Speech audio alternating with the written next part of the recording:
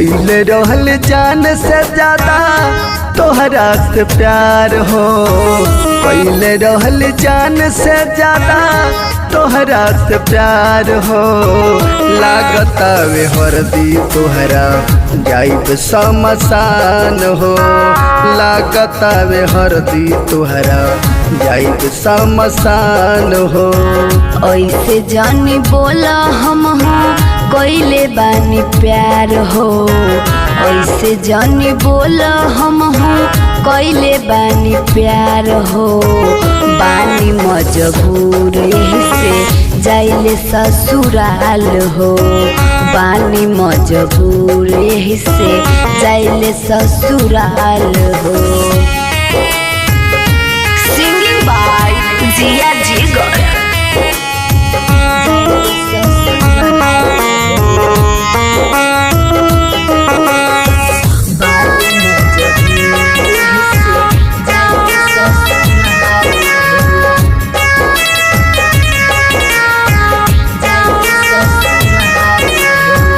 याद बड़ी आवे तोहर मीठी मीठी बतिया हो।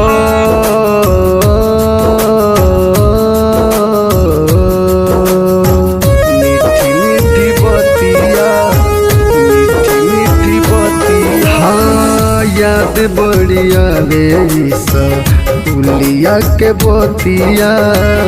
मिले खातिर आवत रहलू आधी आधी रतिया।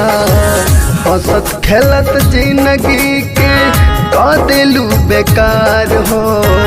हंसत खेलत जिंदगी के कह देलू बेकार हो।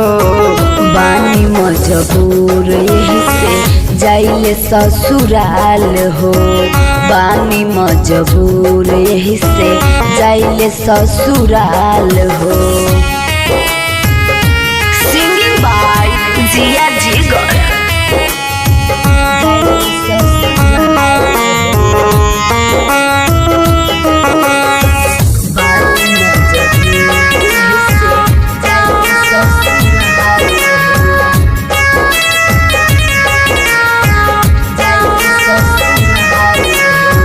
रिया बर्बाद कैलू राइटर शत्रुधन के।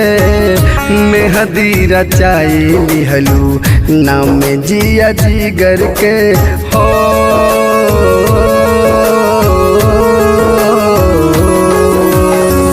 रिया बर्बाद कैलू राइटर शत्रुधन के। मेहदी रचाई लिहलू नाम जिया जिगर के। सोचल सपनवा के कैलू चकनाचूर हो। सोचल सपनवा के कैलू चकनाचूर हो। बानी मजबूर से जाइले ससुराल हो। बानी मजबूर से जाइले ससुराल हो। पहले रहल जान से ज्यादा तोहरा से प्यार हो।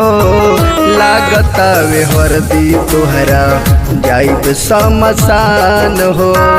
लागता वे हरदी तोहरा जाइब शमशान हो।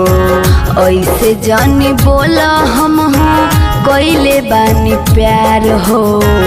ऐसे जानी बोला हम कइले बानी प्यार हो। बानी मजबूर से जाइले ससुराल हो। बानी मजबूर से जाइले ससुराल।